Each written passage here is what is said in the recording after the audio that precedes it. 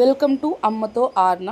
So నా day routine ఏమో morning 6కే start అయిందండి బాబోయ్. మనకు 6కి లేవడం అంటే పెద్ద యుద్ధంతో సమానం అనమాట. సో దాని తర్వాత ఫ్రెష్ అయ్యి ఇంకా ఆఫీస్కి వెళ్ళాను.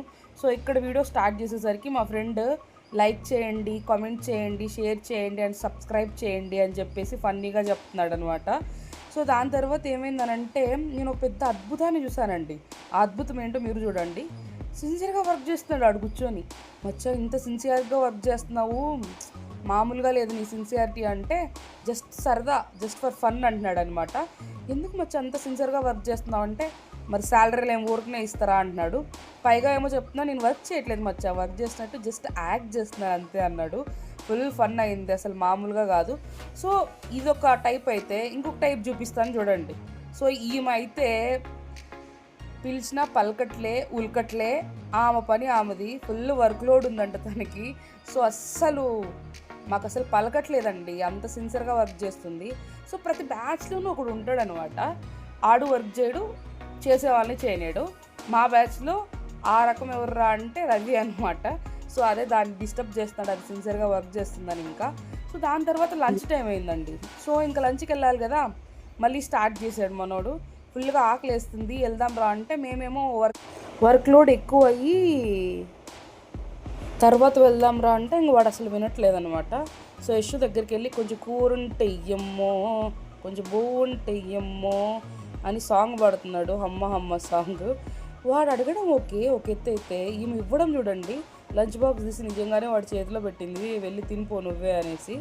దాని తర్వాత మళ్ళీ వాడు అన్నం ఇస్తే సరిపోద్దా, కర్రీ అవసరం లేదా అంటుంటే చూడండి యశు ఎలా నవ్వి మళ్ళీ కర్రీ తీసిస్తుంది బ్యాగ్లో నుంచి.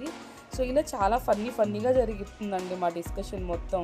డే మొత్తం ఆ బ్యాచ్ ఉంటే ఆఫీస్ మొత్తం అర్థమైపోతుంది దట్ వీళ్ళు బ్యాచ్ వచ్చిందని, అలా ఉంటాం మేము. దాని తర్వాత టీకి వెళ్ళాము, టీ బ్రేక్లో ఏమో. సో అక్కడికి వెళ్ళాము, బాగానే ఉంది. టీ తాగాలి కదా, లేదా మాట్లాడాలి కదా వీళ్ళంతా. చూడండి ఒకరేమో మొబైల్ చూస్తారు, ఒకరేమో ల్యాప్టాప్ చూస్తారు, ఇంకొకరేమో రీల్స్ చూస్తారు. ఇలా ఉంటే సరిపోదమ్మా, వెళ్దాం పదండి, ఇంక అట్లా అయితే అవసరం లేదు ఇక్కడ ఉండడం అన్నాను. సో అందుకే యశు ఫోన్ పక్కన పెట్టేసి ఇంకా మాట్లాడడం స్టార్ట్ చేసింది అనమాట.